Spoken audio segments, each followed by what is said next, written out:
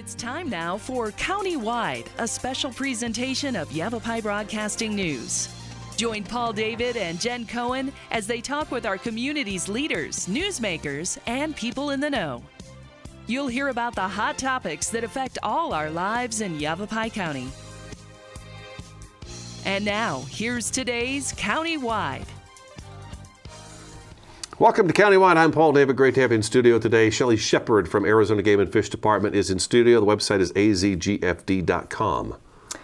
.com or .gov does work. I know. Either one, yeah. It's interesting. Every time I do this, you're like, well, no, it's .com. And we always say .gov, but either one will work. Don't worry, you'll get there. Yeah. Or you'll just get to your portal account. Google Arizona Game and Fish Department or something like that, and you can get there It'll too. Work. Yeah. But you'll get there. Yeah. How are you? I'm doing well. Your drive down was nice? Drive down was nice. Yeah, it's pretty mellow on the highway in the morning. Yeah. Nice cloud cover down here, too. You guys must have gotten hit with rain. The monsoon's heaven, right? It's happening. It's Wildlife has got to be like, oh, thank you. I know we're all saying thank you. There is a relief there, but yeah, we'll get into more stuff here in a little bit. Yeah, it's going to take a little while to fill those tanks up and all that good stuff. But it's, you know, it's at least it's there. So last time you were here, it was bone dry, even drier than that. And we had bears roaming all over the place. We had one in Sedona that we talked about. There had been one, the one down in Mesa just always gets me because he's like walking down a sidewalk next to these manicured lawns and he's just on the sidewalk going for a walk. But we did have, with the drought that's going on, it's not over yet, of course, but we're looking better than we were. The bears were coming out of the forest and knocking on doors and windows and saying, hey, you got anything for me to eat? Because I can't find anything out here. Yeah, looking for treats. So I was talking to you before you got down here, maybe a week ago or something like that, about the coming in for the show, and I wanted to get a bear report. And then lo and behold, Game and Fish put out a bear report. Yes. Of what the kind of the bear totals were for the year. Do you want to talk about that a little bit? Because it was kind of, is it a busy year, do you think? Is it average, normal? I would say it's probably a little above normal, and you know, you mentioned drought, and we still are there, but this was pretty serious the last several months. And I'd say, we had a little bit higher number of bear calls, bear incidences in the last month or so. And actually, for June, we were looking at, I got to get to the right sheet, about 206 bear calls captured by us, about 20 calls, and 14 relocated bears recaptured, which we don't like to see either. We had one bear cub that was recaptured and placed in a zoo, and then euthanized or put down. We had 7 bears, and that was for the entire month of June. So that was a pretty high volume. I also have a few numbers to share with you from just the first few days within July, the first week or so. So the 1st through the 7th. But let's go back to kind of June for a little bit. June, 206 reports. If you think about that, that's quite a few bear calls each and every day. Yeah, and it varies. And the other thing I was going to say, too, is that with those calls, that's just what we receive. The PDs, the county sheriff's department, even some tribal reservation calls may come in that we don't really have a good count on because, well, the reservations kind of deal with their own situations. But if it's a PD or the sheriff's department, we may end up getting it eventually, or they just get it and it's a sighting. And that's the thing, too, is that there is a variety of calls within that 206 number. And that could be anything from saw it passing through to stopped in my yard, knocked over a trash can, never saw it again. And just the other day, I was sitting down with one of our officers, and he said that he got a call from a gal on Monday that she actually had a sighting on Friday. And this was in the Sedona area. And so we also see sometimes this delay for whatever reason about somebody calling. I don't know why. We may have that happening as well. But it turns out that in that situation, that was a bear we just recently handled out of the Sedona area. There were multiple calls that came in because everybody, you know, would wander through, knock over a trash can, and you know, disappear for a while, and then somebody else would call it in. So that we had that. Yeah, Jen found that story this. I want to say Monday we had it because it was uptown Sedona. Yep, it happened over the weekend, and really for that situation, that was what we call a Category 3-4 bear. Really wasn't doing a whole lot. Sort sort of acting, I shouldn't say sort of, it was acting like a bear should act, except it was in town, had the sightings, had a couple trash cans, but still no public safety threat, wasn't acting aggressively, really hadn't lost fear of humans. So in that case, we tranquilized that bear and relocated it. So, yeah. So I'll give you the July numbers really quick. July numbers for the first couple of weeks here. Yeah, calls received 67. 2 bears captured, 0 relocated. 2 bears were actually killed by the reporting party. Somebody had some kind of incident with a bear and they ended up killing the bear. And then conflict bears euthanized, we had 2. And the thing to talk about with that as well is I think a lot of people, when they hear that we have to put a bear down, everybody gets pretty upset about it. And actually for June, the numbers of bears that we ended up putting down was only 3% of that 206 or whatever number it was. And so it's really a low percentage of the numbers of bears that we have to put down. And I think that's something interesting that people should really be aware of. I think too, something I think about too is that, okay, so you put this bear down. And people get really upset when you do that. Yep.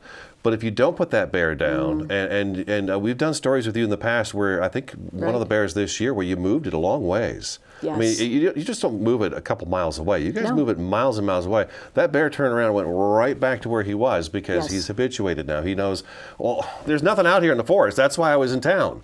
So he goes right back to town. Yep. Now, if that bear attacks somebody and injures somebody, you're also in trouble for that one now, too. We are responsible. Of course, people can figure out potential lawsuits could happen from that.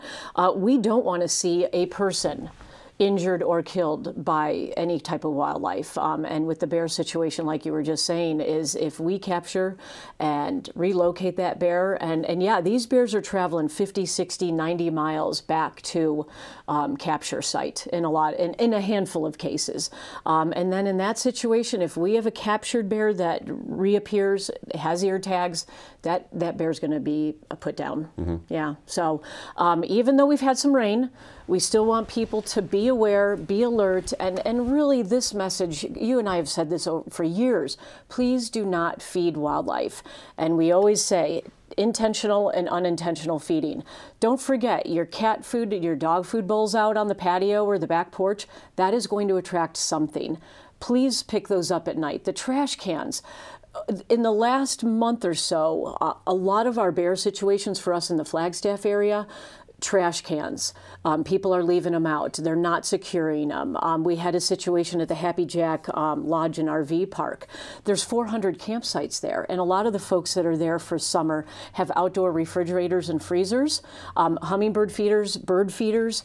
And as I drove through the campground one evening, I saw all of these indicators and attractants for. You started drooling, huh? You're thinking, oh, there's food around here. Yeah. And so that's some of the reason why we see animals coming into residential areas or campgrounds. The drought is also a factor, and they are going to be looking for other food sources. And if we can keep that attraction put away, hopefully they won't be coming into towns. There's always a possibility they still will. What I see with these numbers is that we don't have a shortage of black bears in Arizona. The black bear is not an endangered species in the state of Arizona. I'm surprised to see actually where they've been turning up in the news. And, again, the one in Mesa, I was like, wow, that's really amazing. Like, look at this bear. I mean, he's right here in this huge populated area just walking down a sidewalk. So I thought that was amazing. Go ahead. Well, I was going to say, too, sort of bear biology is what we see. And I'm not going to say it's 100% all the time, but we do get a lot of young male bears doing sort of these walkabouts, these wanderings, because they're trying to figure out where they're going to establish their home range or their territory. So we see that. We also see females. The one we just recently handled was a female bear.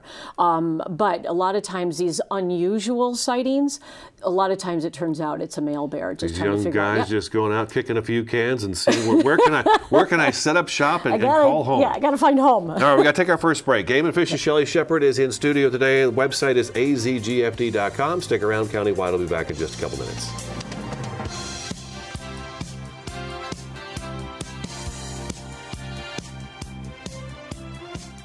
It appears these hot ashes are about to be dumped, which could possibly start a wildfire.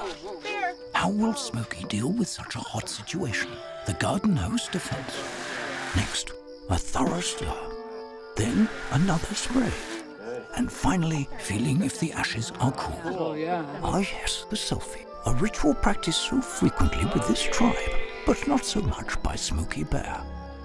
Only you can prevent wildfires. Making was a big part of the foundation of what I wanted my children to do and to have fun with. Growing up in the Bushnell house was like Nutty Professor craziness. I know, that's true. Getting burned on a hot glue gun, that was okay. You know, burning themselves with a soldering iron, that was okay. I was 6 when I learned how to solder. We learned how to paint, we learned how to sheetrock, and all these things had such lasting impact. I felt that creativity would give them entree into being able to do anything they wanted. Whatever we showed our dad, it was always the coolest thing in the world to him. Good ideas are very often considered silly at their onset. And by that definition, we haven't even really grown up, you know? I mean, the projects have just gotten bigger. We all make and have fun. Now the question is, why do you make? Share your own Why I Make story today. Visit whyimake.org.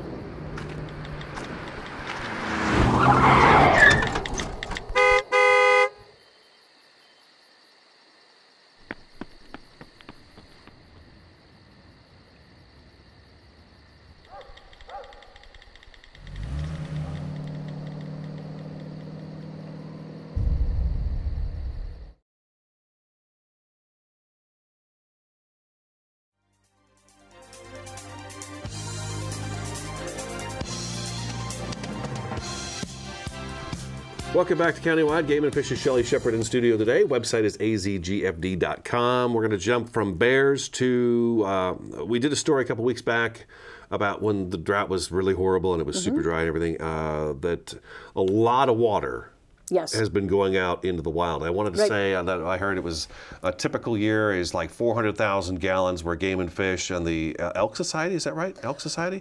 We've been doing quite a bit of water hauling and checking. Arizona Elk Society has been happening. Some volunteer groups statewide are getting involved as well to help get either water to those locations and or helping us with maybe repairs and maintenance with a lot of these water catchments. And for clarity, these are not catchments or buckets in someone's backyard. These are out in the wild. Yes, these are out in different parts of the state, whether it's in the desert or in the forested areas. And you mentioned the gallons, and I wanted to cover that. Since January, we have hauled 600,000 gallons of water, and we're looking at probably going to be at about 1.5 million when it's all said and done. And normally, in a normal year, we stop hauling in August, and then we actually kind of have a break over the winter time. We've continued to haul water. Our folks up on the Arizona Strip, which is a place I wanted to highlight as well with you, those guys were hauling water in November and December. And then statewide, we were still hauling water in other places. But our guys are still hauling water up on the Arizona Strip. And I know we're excited about rain, and we've had, excuse me, some good monsoons, but it's not over yet. And that's one thing I wanted to share with folks is we still are running this campaign. It's called Water for Wildlife, and we want folks to donate money if they can. It will go straight to our water projects and program. And again, we pay for water in certain areas. And I don't know if people know that. To get water, we pay for it. Oh. Then we haul it out.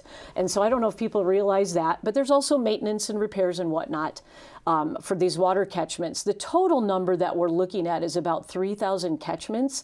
We have about 1,000. There's about 1,000 with the Forest Service and about 1,000 with the BLM. But we also take responsibility for those catchments as well. So a lot of locations, a lot of water still needed. We're still going. And there was some confusion about our Water for Wildlife campaign, so I wanted to clarify a few things with that. Fire away. There's information on the website. You can click on the information. It'll take you straight to the donation page. But people can also text, and you have to make sure that you text "Send Water" to 41444. And I guess there's other campaigns out there with this texting type campaign. So "Send Water" to 41444. And I wanted to make sure that folks, if they're interested. Send Water to, number 2? It says "Send Water." Well, I have 2 written down, so... If Number you text 2? it, no, it was the word 2. Okay. So "Send Water" and then those numbers. 2. Should work. Got it. So "Send Water" 444. Yeah. Yep. Okay. And that's part of that campaign. And when this thing kicked off, oh, by the way, we've made over $24,000 with that. And I shouldn't say made, but that will go to these projects in our water catchments. But a lot of people were calling in and asking, can I just put a big water trough on my property? Can I use my own vehicle with my own water storage transport tank? And that gets tricky for us because it takes more time to coordinate and figure out where to send people, and we can't have Unfortunately, people. there's probably a liability issue in those too. Absolutely, yeah. You know, so the easiest. That's what it boils down to. It does. It does, and I hate to say it, but we are a government agency, and it is what it is. It is what it is these days. So with the donation of money really does help, and it does go to that program. I know a lot of people get sort of questionable about where's my money really going, and with Game and Fish not receiving any state tax dollars, this goes straight to that program. Do you have how much money you guys have spent on water so far this year, or is it just shoot, I had the numbers, but I don't have them with me. But we do have a dollar amount, and it's significant as well on what we've spent. Yeah. Yeah. All right, so we're doing that, and hopefully we'll have a great winter, and it won't be quite so severe next year. Well, I hope that monsoons just keep going. This last weekend we drove by Lower Lake Mary, which is just a puddle now. Upper Lake Mary looks really bad. We went out to Long Lake; it looks really bad. Yeah, okay. And then we drove by quite a few of the tanks that normally you would see water in, and they're dry. They're bone dry. Yeah, there's and those dirt tanks are kind of the last on the list. We make sure that all the man-made structures or catchments are covered first. Then maybe we'll get to some of those dirt tanks. Some of those catchments are interesting with the sheet metal lean just right to catch as much water as possible. That's what it does. Very clever. Big storage tanks underground that nobody ever sees. It's pretty cool. Okay, let's move on to, we've been talking about this one for, well, it looks like we wrote this story back on July 6th, so we've been running it periodically. But we've got a checkpoint coming up, so OHV checkpoint. Right. Yep. Coming up this Saturday. This weekend. From west of Mormon Lake to Munns Park. That's a pretty big swath. It's a big swath. I tell you what, it's a darn popular area. A lot of ATVs, OHVs run in that particular area. Now that the forest closures have been lifted, folks are going to be out and about and playing. And what we're really focusing on is people that are operating under the influence, and we'll be checking for that. Of course, if there's any safety violations, we'll be looking for those as well. But we'll be out this Saturday, conducting that. We drove through Mormon Lake last weekend, and I tell you what. You guys did a little bit of a road trip. We did. We did a road trip. We did a little road trip. We'd never been out to Long Lake, so we thought, well, let's go out there and do it. And sure enough, we had our first monsoon hit while we were out there, which was just really fantastic. It's great, yeah. We drove through Mormon Lake, and we were going to stop, but it was like, oh my gosh, there were so many people there. And there were the razors and the ATVs and OHVs and stuff all over the place. And you know, we've talked about OHV safety. Make sure kids have helmets on. Use the seatbelts if they're available. Eye protection is required. Don't overload. Absolutely, we see that too. Yeah, double riding. Is there a speed limit? No, there isn't. If you drive down most Forest Service roads, you'll never see a speed limit. Right. I didn't know if maybe there was a run-of-the-mill speed limit for OHVs. But speed is a factor on a lot of the accidents that we have to get involved with. We talked about a fatal one from Cave Creek area over this last weekend. There was a fatal crash over in Cave Creek. So it happens. It happens on a regular basis. And it's sad. We want to prevent those horrible things from happening. Sure thing. There were some changes to trail cameras. Right. What's going on with trail cameras? So a long process that we need to get involved with is called Article 3, and it addresses a lot of our wildlife concerns and how we manage and whatnot. But within Article 3, the Game and Fish Commission was tasked for looking at, and I'll back up for a second, fair chase. And I don't know if we've ever talked about this.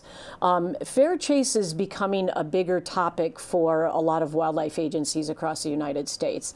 And is technology leading us down a path where it's really, when you're out hunting and pursuing wildlife, is that fair chase or not? Trail cameras came up. And in a nutshell, what happened is that the commission back in June voted to keep provisions that prohibit the use of live action trail cameras. And this is in the taking or aid in taking of wildlife. What also came up with that is that there was going to be a stipulation that trail cameras were not going to be allowed within a quarter mile of a water. And they decided to eliminate that provision. And so really what it comes down to is, as of this fall, we will probably see that live action trail cameras are not going to be allowed. But people will still be able to put their trail cameras out on a water or wherever they want to put a trail camera out. But that was kind of big stuff. And we're also looking at other technologies that isn't really technically making it unfair when somebody is going to be out hunting wildlife. Okay. And this was just one of several of those topics. Okay. So that's what's going on with that. All right, we got to take another break. And all this information is available at azgfd.com. azgfd.com. Okay, Game and Fish Shelly Shepherd in the studio. Stick around, back in just a couple minutes.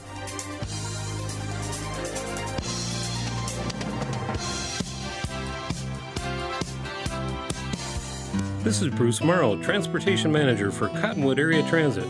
Remember, we cover the entire Verde Valley and Sedona. Cottonwood Area Transit has you covered wherever you want to ride in the Verde Valley, all day, every day.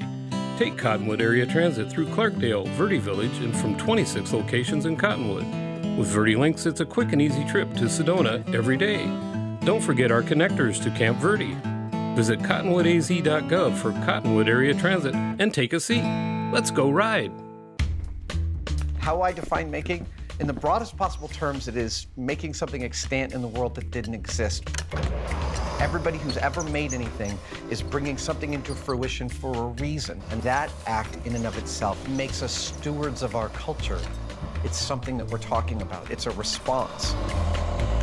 Actually, it's telling a story. That's really what it is. And I include everything that could be made: painting, sculpture, welding, all of that. Yellow is positive. When a kid gets their hands on the world and learns that they can make their fantasy play, that they can make their reality, that's power. And as far as I'm concerned, everyone should feel that kind of power. There we go. If there's something that interests you to bring into the world, that's fantastic. Go figure out how to do it. Go tell your own story. There it is. And so I want to know why you make. Let's go. Share your own Why I Make story today. Visit whyimake.org.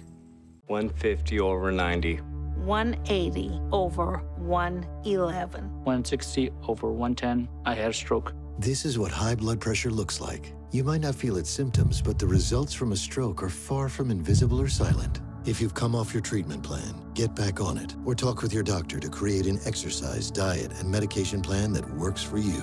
Go to loweryourhbp.org. If I would have followed a treatment plan, I would not be in this situation.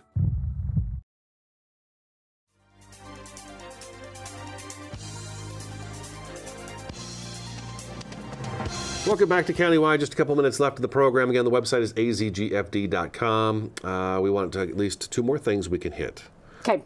You get the photo contest for the calendar. Is this for next year's calendar, obviously? Yes, the 2019 calendar deadline is August 10th by 5 p.m. Any of you photo buffs out there, photographers out there? I got a nice picture of myself. Well, okay, we need wildlife. Wildlife and scenery. What? Yeah, it's for the Game and Fish, you know, wildlife use calendar. So get your photos turned in, and there's more information on our Game and Fish website for that. So just wanted to give everybody a heads up. And then I see you guys send out the list the next year of all the photos that were taken, and then you can actually look at the photos and see who it was. I usually write a story about, you know, so-and-so maybe in Sedona or so-and-so in Flagstaff took third place in the Game and Fish photo contest. It's always nice because you can go look at their pictures and it's like, wow, that's a really nice picture. There's some great photos that get submitted. Picture. Every year I hear that we get more and more photos submitted. So it's a great calendar. It's pretty, and it's part of the Wildlife Views magazine that we put out bi-monthly. So yeah, take advantage of it. Right place at the and right there's time. some prizes too. So yeah, there are prizes. That's right. Hummingbirds as well. Hummingbirds. I know. What do we got going on for hummingbirds? You got some kind of a clinic or class? It's the annual Hummingbird Festival. It always takes place what we call out of our Pine Top region near Eager. It's at the Sipe Wildlife Area, which if you've never been to the Sipe Wildlife Area, you need to go. It's beautiful. Annual Hummingbird Festival, July 28th, 8 to noon. There's going to be capturing of hummingbirds. They're going to be banding them. There's feeders all over the place. Our animals from our Wildlife Center will be there. Several other booths. And I tell you what, one popular event is the Hummingbird Festival. So maybe something you guys should do over a weekend. That's not a bad idea. Yeah, it's in the, like I said, the wildlife area is beautiful, and as we get more rains, it's just makes everything really pretty. Arizona, it gets wet, it grows, it drops its seeds, and it dies. One other thing, we've got another minute left to go.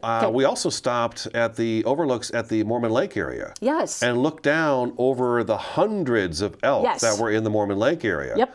And even on Mountaineer Road, I'm noticing that the boys have got the racks, and they are in. Antlers are noticeable now. Moly. Yeah, they've been growing those back in. Hopefully we see some good antler growth. You mentioned the elk at Mormon Lake. We're going to be doing our annual elk workshop in August for that. But yeah, anytime you take a drive down Lake Mary Road, stop at the 2 overlooks. There's some signs that are there with information, and the elk herds continue to grow. I need better binoculars because they were small dots when I was looking at Bear Eye. Yeah. They were just a little bit bigger brown dots in these little tiny binoculars I have. So I was like, well, they're there. I could see them. Get some good binocs. Yeah, at our workshop we always have scopes to help people out. Okay, well, it was amazing to see so many all together. Shelly, thank you so much again for coming in. You betcha. It's always great. AZGFD.com. Again, thanks for watching and listening. This has been Countywide. We'll talk to you again next time.